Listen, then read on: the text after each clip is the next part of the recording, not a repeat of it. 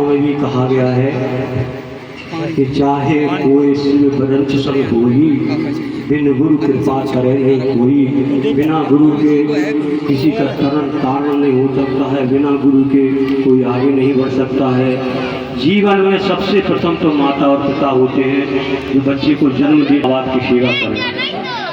इसके उपरांत जब बच्चा बड़ा होता है तो स्कूल में जाता है तो वहाँ उसे अक्षर ज्ञान दिया जाता है, वो भी एक गुरु कहलाते हैं। लेकिन यहाँ तक तो उसकी भौतिक देह का ही सामंजस्य रहा है। इसके आगे जो गुरु जिसको सदगुरु कहा गया है वह आपके किसी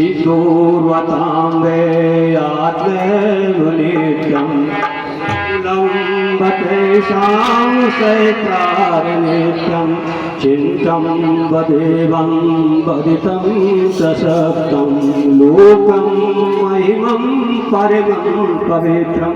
संसार की श्रेष्ठतम रचना मनुष्य है, जो कि देवताओं में भी श्रेष्ठ है, क्योंकि जब देवताओं को आनंद लेना होता है, तपस्या करनी होती है, तो ब्रह्म का साक्षात्कार करना होता है। जब उच्चता की भावभूमि को स्पर्श करना होता है तो वे मनुष्य रूप में जन्म लेते हैं, और मनुष्य रूप में जन्म लेने के लिए वो अत्यंत लालायित होते हैं। संसार के समस्त ब्रह्मांडों की आध्यात्मिक शक्ति के द्वारा संचालित सूर्य और नक्षत्र चंद्रमा तारागण किसी अदृश्य शक्ति के माध्यम से ही गतिशील हैं।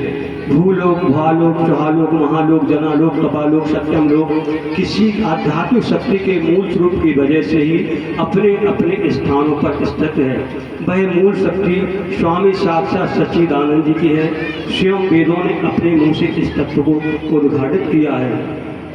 हे गुरुदेव, मैं आपको प्रणाम करना जानता हूँ। संभवतः मुझे सही शब्दों का ज्ञान भी नहीं है, आपका वंदन करने का भी ज्ञान नहीं है। जो भी शिष्य आपके इस कार्यक्रम में उपस्थित हों अथवा सुन रहे हो, उनकी सभी मनोकामना पूरी करें, उनके ऊपर कृपा करें, अपना आशीर्वाद उनके लिए अवश्य प्रदान करें। मनुष्य के लिए जीवन में गुरु शब्द से तो अनेक लोग संबोधित करते हैं, लेकिन शास्त्रों का जो योगियों ने समस्त उपनिषदों ने एक स्वर से स्वीकार किया है कि साधना के बिना जीवन अधूरा है और अपूर्ण है। जब तक साधना संपन्न नहीं हो जाती है तब तक जीवन में उच्चता, दिव्यता, श्रेष्ठता, पवित्रता नहीं आ सकती है। अगर व्यक्ति सिर्फ मात्र मेहनत तथा बल के माध्यम से दिव्यता को प्राप्त करना होता तो कब का प्राप्त कर लिया होता। यह सिर्फ परिश्रम के बल से प्राप्त नहीं हो सकती है। जैसे बुद्धि बल, बाहुबल से दिव्यता के शिखर पर नहीं पहुंचा जा सकता है। कोई भी व्यक्ति जब साधक बनता है तब गुरु की शरण में जाता है। गुरु से रास्ता बताते हैं, जीवन की प्रकृति के अनुसार उसे कौन सी साधना अनुकूल है जो उसे प्राप्त करना चाहिए। गुरुदेव वह आपका मार्गदर्शन करते हैं, जिससे वह श्रेष्ठता प्राप्त करता है, दरिद्रता दूर हो जाती है, जीवन को एक श्रेष्ठ मार्ग मिलता है और यह कार्य करने के लिए गुरु आपके लिए आशीर्वाद प्रदान करते हैं। सम्मान प्राप्त हो, स्वास्थ्य प्राप्त हो, क्योंकि शरीर स्वस्थ रहेगा तभी आप कुछ कर पाएंगे।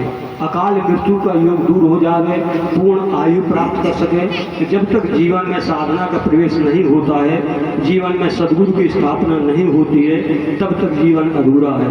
गुरु से स्पर्श पा करके, दीक्षा प्राप्त करके साधना संपन्न करना चाहिए, तो वह सिद्ध पुरुष, महापुरुष, प्रज्ञावान बनता है। विधाता ने जो कुछ लिख दिया है उसे बदल देने की, परिवर्तन करने की प्रक्रिया केवल एक साधना ही कहलाती है। मनुष्य का जीवन विविध आयामों से घिरा है। इन सबको पूर्ण करने के लिए दैवीय बल की अत्यंत नितांत आवश्यकता होती है, अनिवार्यता होती है। इसके लिए मन में दृढ़ बैठे ही सफलता को प्राप्त किया जा सकता है। और आप सभी श्रेष्ठ शिष्य हैं, आप सभी अनुगामी हैं और श्रेष्ठता की ओर आप आगे बढ़ें, हमारी यही आपसे आकांक्षा है, यही उम्मीद करते हैं कि पूज्य सद्गुरुदेव भगवान की जय, पूज्य सद्गुरुदेव की जय, वंदनीय माता जी की जय, वंदनीय माता जी की जय।